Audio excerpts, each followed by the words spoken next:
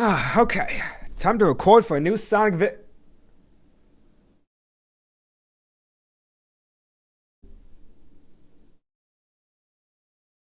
What the fuck is that? This is not happening. This is absolutely not fucking happening. Look, what do you mean I can't return the camera? What am I supposed to do with this? Like, it's just sitting there. It's staring at me. Look, all I'm saying is that if Zwing can undo his face reveal, like, god damn it, so can I. No, sir, I guess I'm not as bad as Zwing. But look, all I'm saying is that this was not supposed to happen. This is not on the schedule. What? Hello?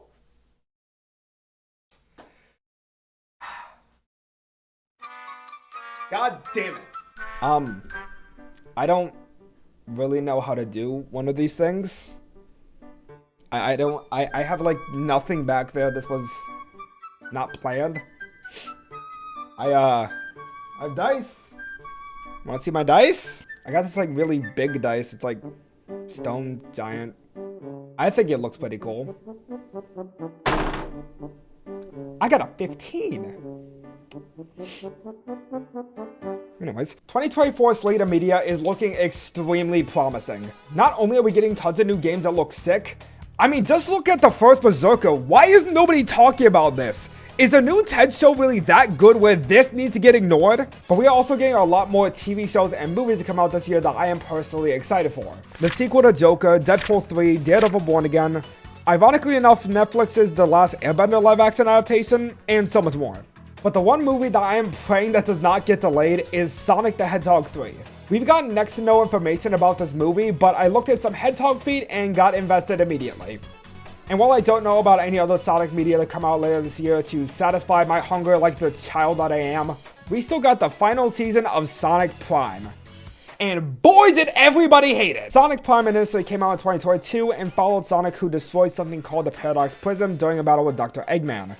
And this caused Green Hill to be split across several alternate realities, which was known as the Shadow Space. So the whole show is focused on Sonic traveling across the Shadow Space in order to repair the prism to restore Green Hill. Now, this might come off as a hot take to you all, but I think that Sonic Prime is actually really fun.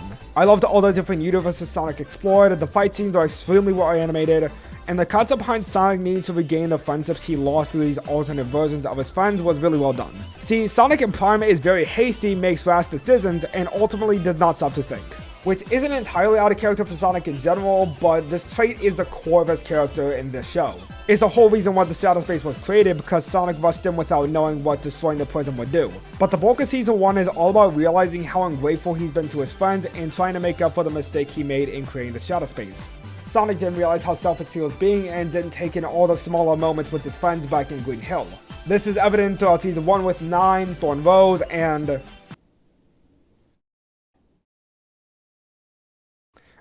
Okay, so like there isn't a whole lot going on with Sonic and Knuckles' dynamic in Sonic Prime, but that's beside the point. Season 1 had a very nice flow to it, personally speaking.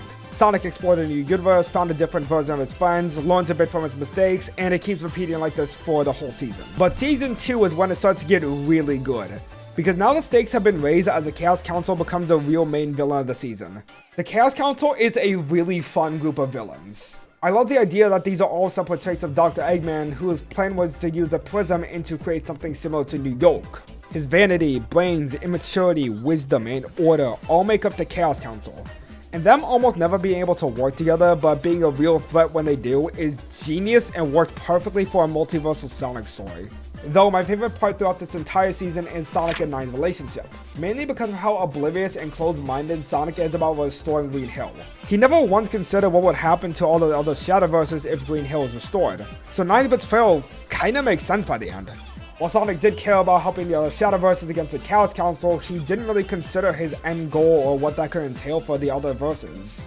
So the final few episodes of Season 2 get real good when it comes down to Sonic and Nine. And above all else, we get introduced to the best character of this entire show. Chaos Sonic, like regular Sonic but with twice the charm and none of the failure! Okay, fine. The other best character in this entire show. Why do you want to go to Mexico? I just love Latinas, Sonic. What? Adios, amigo. Boy, do I love it when a video ages well, because god damn it does that not happen often with my videos. Shadow is absolutely perfect in Prime. I have been waiting for Shadow to get an actual chance to be a character, and he gets to be all of that and more in season 2 and 3. The first scene we get with Shadow is him beating the shit out of Sonic, reprimanding him for being responsible for the destruction of their home, and it is brilliant. A huge shout out to Ian Hanlon for his performance. He's able to have Shadow's abrasiveness while also containing his guidance and leadership. Also, Ian Hanlon has some of the best quips and remarks out of this entire show. One left. Come at me, bro! Come at me, bro. See, there is so much more to Shadow than just being Sonic's rival or some weapon to toss him when the odds are stacked against Sonic. Shadow clearly wants to try and fix what Sonic broke at any cost. He was even ready to abandon Sonic behind in the void because Sonic lost Shadow's trust in him. But at the same time, Shadow also tries to snap Sonic back into the reality he put them in after their initial fight. Not because Shadow isn't able to go through the gates, but because he knows that Sonic is capable. Sonic is just getting lost in his own head that he's not able to think straight. Sonic and Shadow could work together surprisingly easy. It just took Shadow's blunt approach for Sonic to realize how badly he messed up and how to rewrite it. There's no unnecessary edge, no lone wolf attitude, no stupid arguments about how friendship is weak. There is just a hero looking to restore what he lost and will keep fighting for the future. Because when there is light, there is shadow. Overall, Prime hasn't been the absolute worst out of all the Sonic TV shows. It may not be the most emotionally complex thing in the world, but that hasn't always been Sonic's thing anyways. The show is a ton of fun with fluid animation and a whole bunch of great characters that all get some time to have their moments throughout the show's runtime. I especially love all the interactions with the different Amy's as well as 9 throughout all 3 seasons. So, surely the last and final season to tie everything up can't be that bad, right? Well, no look, I don't think that everything in the season is hot garbage. I think that Sonic fans on Twitter is just acting like a bunch of rabid dogs about it. Though I will say there are some criticisms that are fair. The thing I missed the most about the past 2 seasons is when the episode took its time. The times where it slowed down and explored the characters' psyches and personalities, as well as learning more about Sonic's guilt for his mistake. Even when the stakes were raised in season 2, we still got moments like that from Thorn and Rusty Rose, the Chaos Council, Captain Dread, and especially the fight between Sonic and Chaos Sonic. Here though, we hardly get any time for things like that. Half of the season, which is an episode less than the past 2 seasons, is just one big battle between Sonic and 9. The season still has its moments, but it feels like it's drowned out by all the constant fighting. And to prove my point, here's a compilation of all the things that happened in season 3 after Sonic and 9 fight.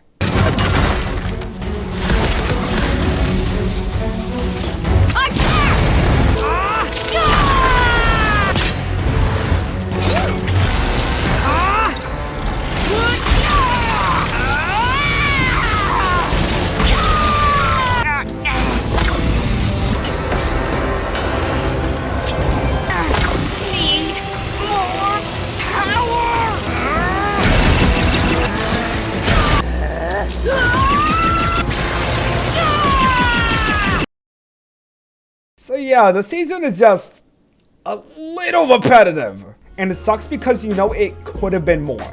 I was actually excited when I saw the fight would span out across multiple episodes. There was potential for the season to bring new ideas or give Sonic new and different challenges behind either fighting or persuading 9. Because it's clear before their fight that there is still conflict within 9. He's not an outright villain. He just became sick of living in a world that didn't care about him that Sonic created. And now all he wants is to live somewhere where he isn't alone, struggling to survive every day. And yeah, Sonic eventually came around to the fact that he didn't consider 9's feelings, but there could have been something more to add to the conversation with that. It is really disappointing that we had 2 great seasons, all for it to fall off by the final stretch.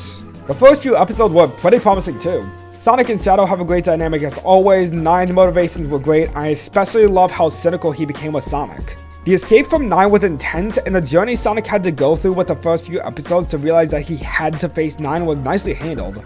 But man, did that latter half of the season fall off hard. It still had its moments here and there, but it felt like Prime was just checking off a list instead of telling a climactic story. The final episode I was especially disappointed with. I knew that the shadow space would inevitably reset because that seemed like the only real outcome, but it's kind of sad knowing that all the other variants of Sonic's friends just vanished and almost thrown away by the end. Sonic didn't even get a chance to reminisce on his adventures with his original friends. Now, even though season 3 wasn't my favorite, it's not like I'm going to burn down Man of Action building over it like a lot of people act. The Sonic community is either the most talented people in the world, or a pack of wild dogs, and there is absolutely no in between.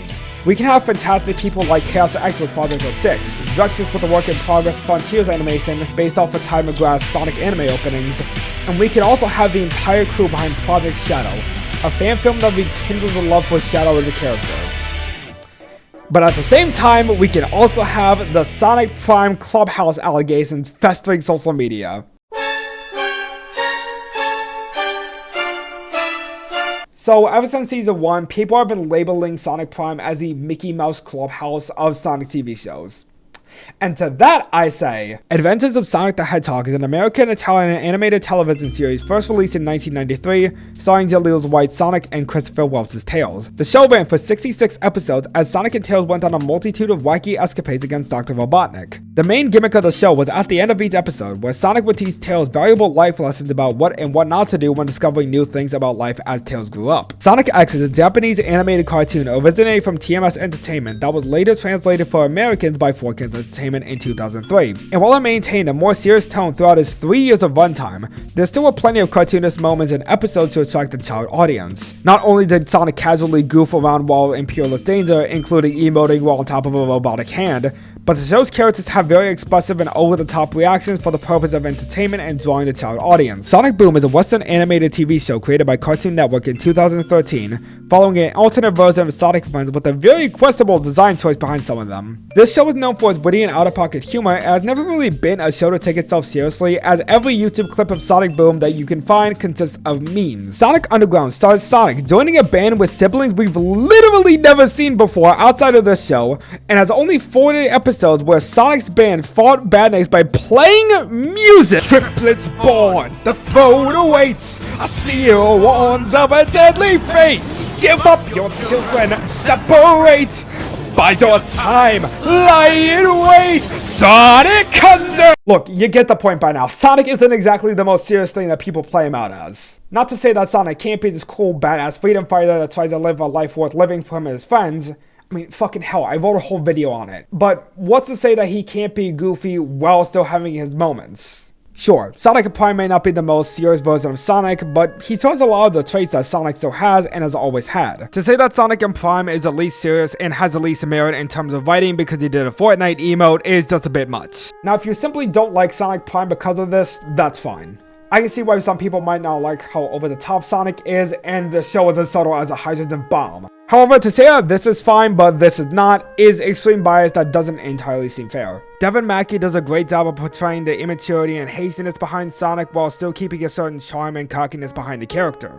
It's obvious that Devin Mackey is a huge fan of the character, and I think he did a great job at showing off Sonic's traits for the tone the show is going for. And that's really the whole crux of the video, is that the characters fit the tone of the show. It's meant to be a huge adventure series filled with high stakes, incredibly fun action, and sweet moments between Sonic and friends. It's not supposed to be as intense and serious as something like Sonic and the Black Knight, or Unleashed, or Frontiers. But neither is Sonic Generations, or Sonic Adventure 1, or the 2D series, and so on and so forth. Not every Sonic story is going to be this epic masterpiece that has intense and mature themes behind every single game, TV show, or movie. I don't love Sonic 2 because I think it has a serious story or has a more intense tone than Black Knight or Frontiers. I love Sonic 2 because of Sonic's desire for a better future, Knuckles' desire to be the hero he couldn't, Tails' courage to do the things he thought he never could, and I love Prime because of Sonic's determination to find another answer. As Shadow put it himself, "If knowing you has taught me anything, there's always another way." Sure, Sonic is extremely immature, overconfident, irresponsible, and very naive in Prime. And while he might not be my all-time favorite, he still maintains all the same traits that I love about the character. And I'm not the only one either. Sonic Prime has been reported numerous times to be the #1 show on Netflix. So remember, Twitter doesn't make up the entirety of the world. And just because you don't prefer something doesn't mean you should go bashing on other people for disagreeing with you. I know that statement isn't really gonna change anything, and I'm probably still gonna have a lot of comments for how biased I am. But, I just like Sonic.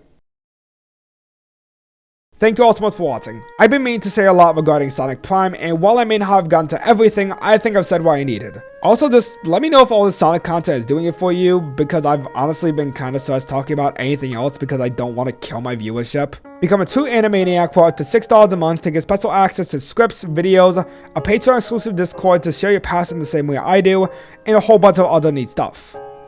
I'm your favorite vegetable cabbage boy, signing off.